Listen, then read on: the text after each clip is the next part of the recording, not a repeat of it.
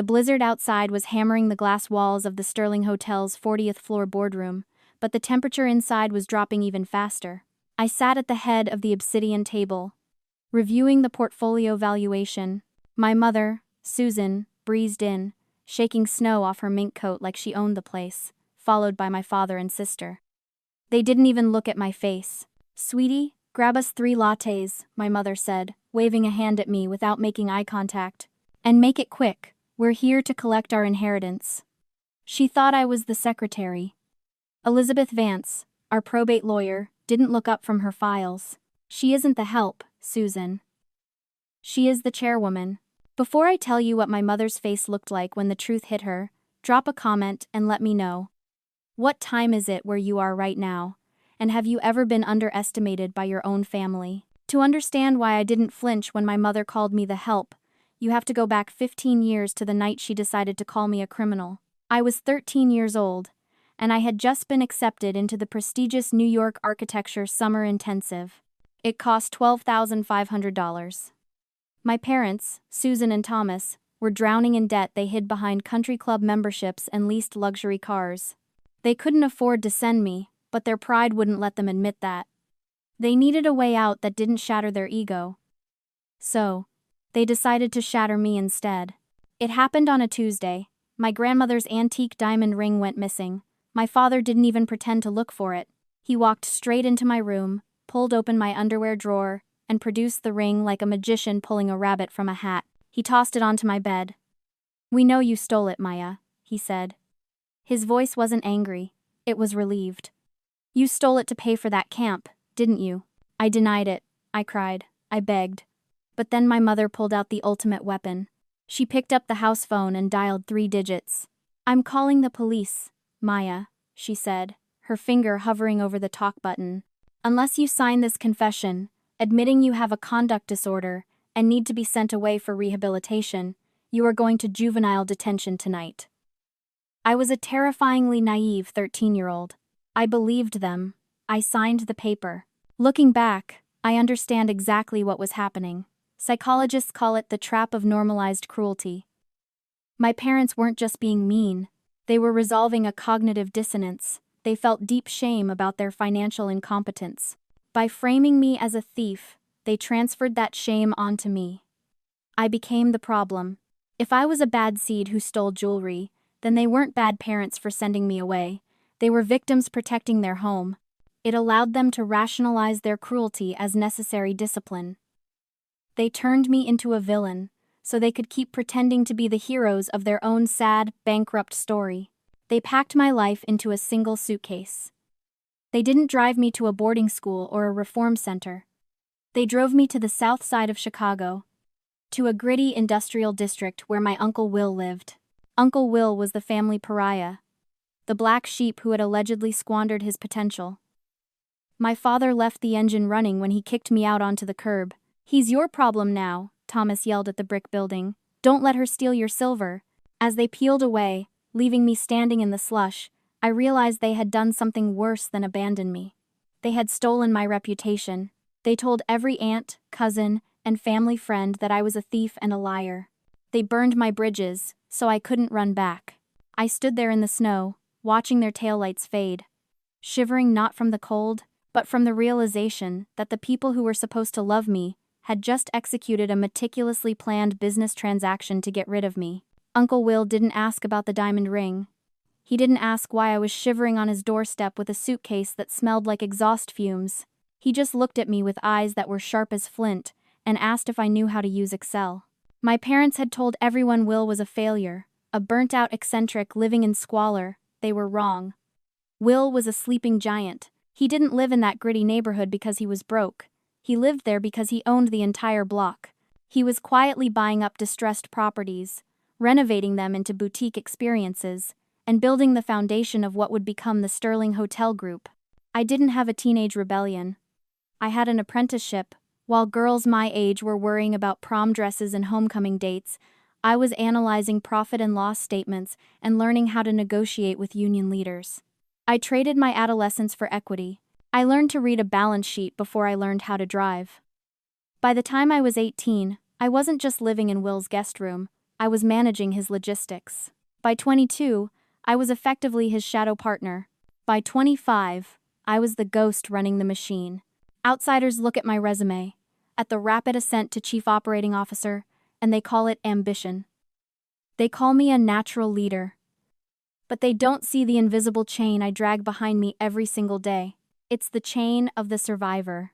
When you have been thrown away by the people who made you, you stop believing that your existence is a given right. You start believing it is a bill that has to be paid daily. I didn't work 18-hour days because I was hungry for power.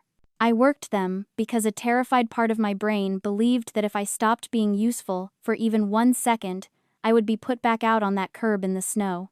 My perfectionism wasn't a virtue, it was a trauma response.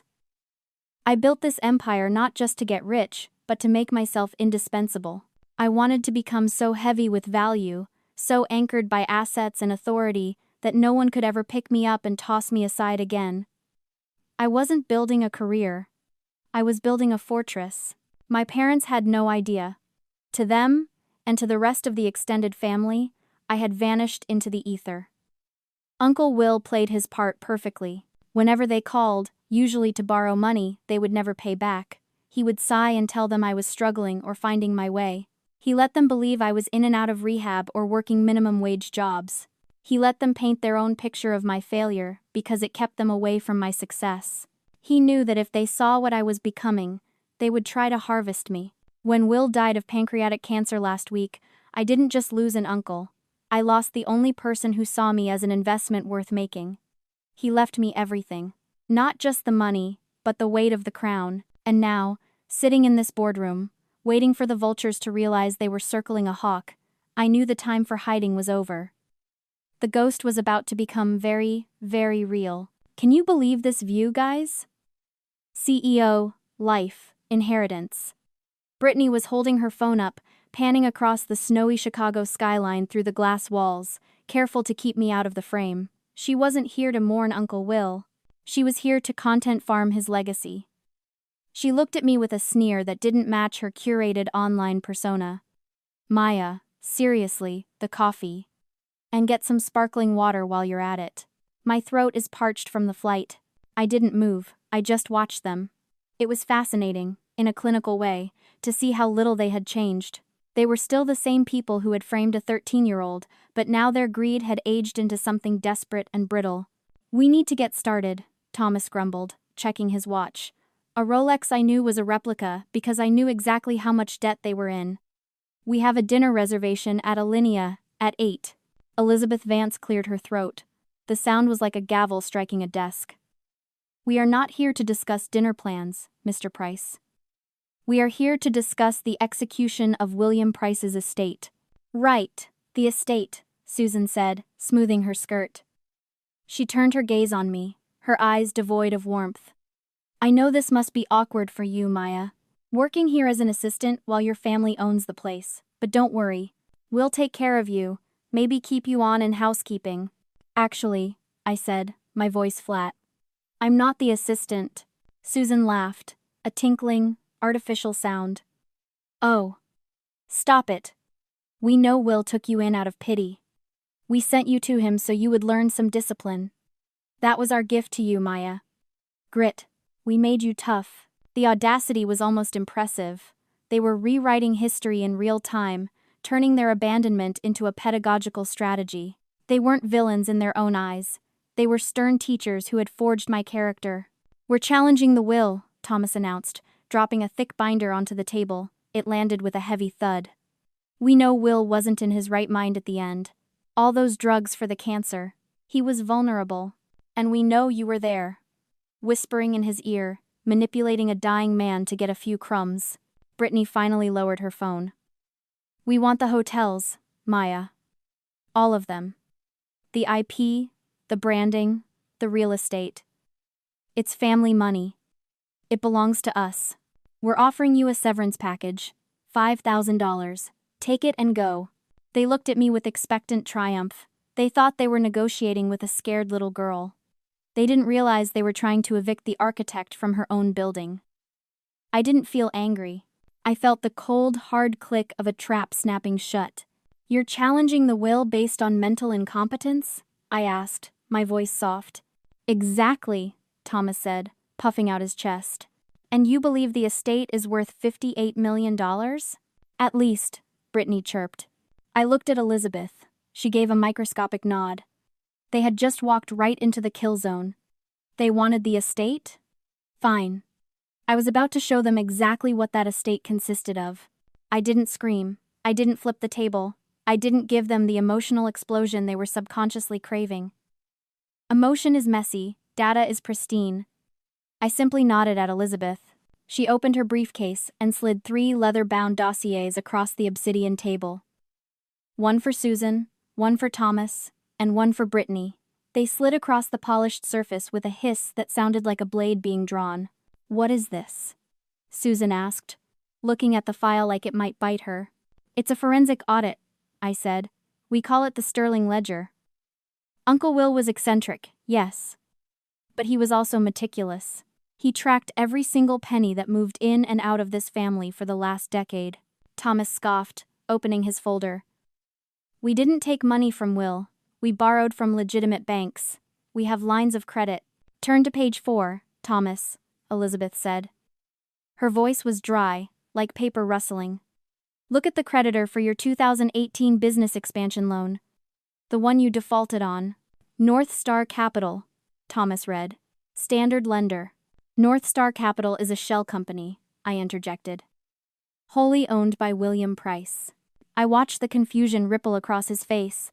He flipped the page. The lease on the Mercedes? I asked. Acme Leasing?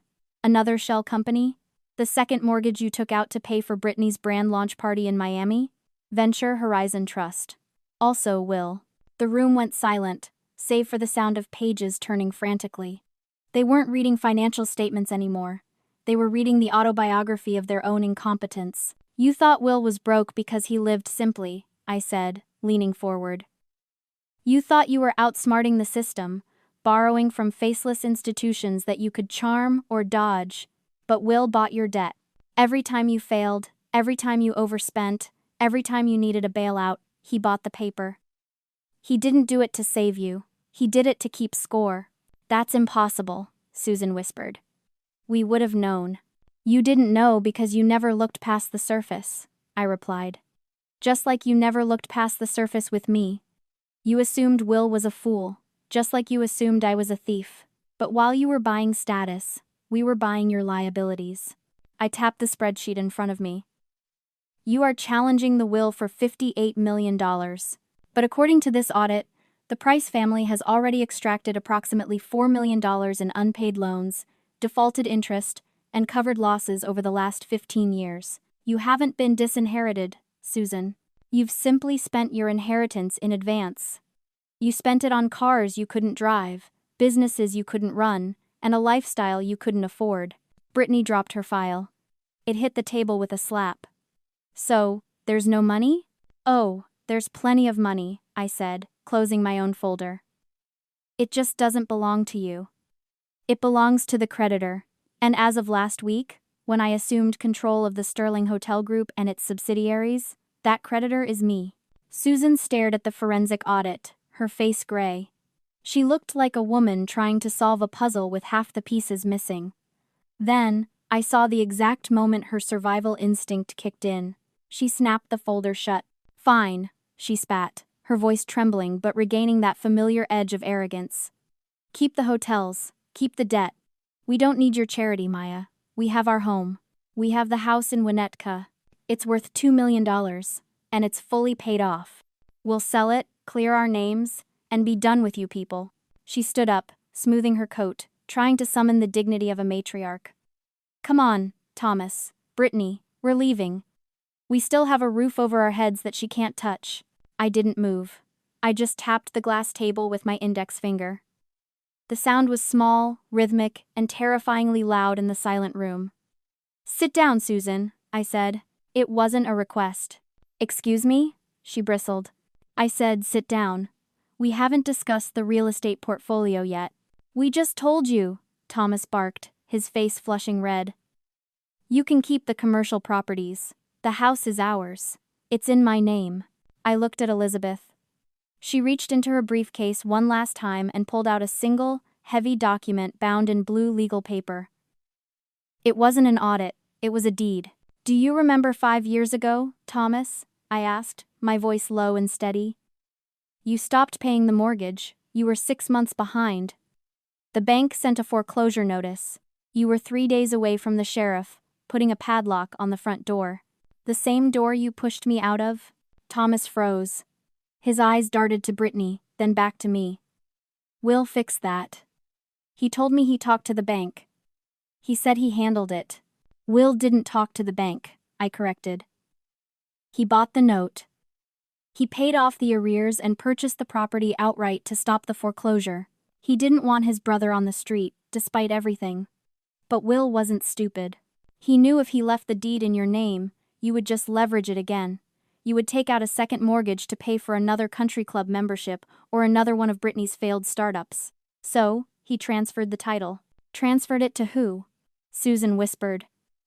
The arrogance was gone now, replaced by a dawning, icy horror. "To a blind trust," Elizabeth interjected, sliding the blue document across the table. "The MP13 trust." Thomas squinted at the paper. "MP13? Maya Price. Age 13, I said. "The age I was when you framed me. The age I was when you decided I didn't deserve a home." The realization hit them like a physical blow. Brittany dropped her phone. Susan gripped the edge of the table, her knuckles white. The wind outside howled against the glass, but inside, the silence was absolute. "I own the house, Susan," I said, leaning back in my chair. "I have owned it for 5 years. You haven't been paying a mortgage because there is no mortgage. You haven't been paying property taxes because the trust pays them. You have been living there, rent-free, guests of a trust designed to protect the very asset you tried to throw away." I watched the math happening in their eyes. They weren't just broke. They weren't just in debt. They were trespassing. The roof they thought was their sanctuary, their last bastion of status, belonged to the daughter they had discarded. "You can't," Thomas stammered. "It's our home." "It's my asset," I corrected. "And frankly, as the new trustee, I have to look at the numbers. The property is degrading. You haven't fixed the roof. The landscaping is overgrown. You are bad tenants." "We're your parents!" Susan shrieked, the desperation finally breaking through. "You can't evict your own parents." "Why not?" I asked, my voice genuinely curious. "You evicted a 13-year-old. You didn't just evict me, you framed me to make sure I had nowhere to go. You drove me to the south side of Chicago and left me in the snow. At least I'm letting you have this conversation in a heated boardroom." I stood up and walked to the window, looking out at the blizzard. I felt immense, ancient power coursing through me. It wasn't the power of money. It was the power of leverage. For 15 years, I had been the one waiting for permission to exist. Now, I held the keys to their entire reality. "I am the landlord," I said to the reflection in the glass. "And your lease has just expired." The silence in the boardroom was broken by the sound of my mother weeping. It wasn't the elegant, single-tear crying she performed at funerals. It was the ugly, gasping sob of someone watching their entire identity disintegrate. Thomas slumped in his chair, looking less like a patriarch and more like a man realizing he was about to be homeless. "Please," Susan choked out. "Maya, please. We can't pay market rent in Winnetka. We're retired. We have nothing." "You have $2 million in equity that you thought was yours," I said, sliding a pen across the table. "But you don't have cash flow. That is a liquidity problem." I didn't feel pity. I felt the cold satisfaction of a balanced equation. "I am not going to evict you tonight," I said. "I am not you. I don't leave people in the snow. But I am a businesswoman. This is a lease agreement. It stipulates a monthly rent of $6,000, which is fair market value for the area. You have 30 days to sign it or vacate the premises." "We can't afford that," Brittany whined, her voice small. "Then I suggest you get a job," I replied. "I hear the Sterling Hotel is hiring housekeeping staff. We offer competitive benefits." They didn't sign the lease. They couldn't. They moved out 3 weeks later, downsizing to a 2-bedroom apartment in a less prestigious suburb. They sold the Mercedes. They stopped going to the country club. They became exactly what they were always terrified of becoming: ordinary. 6 months later, I stood in the lobby of the newly renovated Sterling Chicago. The snow was gone, replaced by the pale, hopeful light of spring. I wasn't there to check guest lists. I was there to cut a ribbon. Behind me, etched into frosted glass, were the words, "The William Price Foundation." This is where the justice of the sower comes in. Most people think justice is about watching your enemies burn. But burning them down takes energy. It keeps you tethered to them, feeding the fire. True justice isn't destruction, it's creation. It's taking the manure they threw on you and using it to fertilize a garden they will never be allowed to enter. The foundation provides full housing and tuition scholarships for youth who have been displaced or wrongly accused by their families, I told the press gathered in the atrium. We don't just give them a room. We give them a lawyer. We give them a future. I looked out at the crowd. I saw Elizabeth Vance nodding approvingly.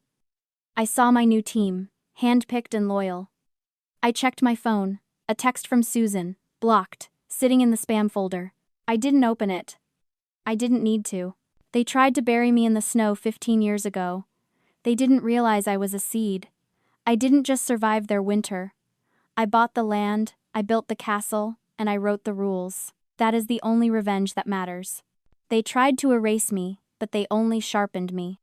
If you are currently building your empire from the rocks your family threw at you, I want to hear from you. Drop a crown emoji in the comments if you are the cycle breaker in your family. Don't forget to like and subscribe for more stories about reclaiming your power. You are the architect of your own life. Start building.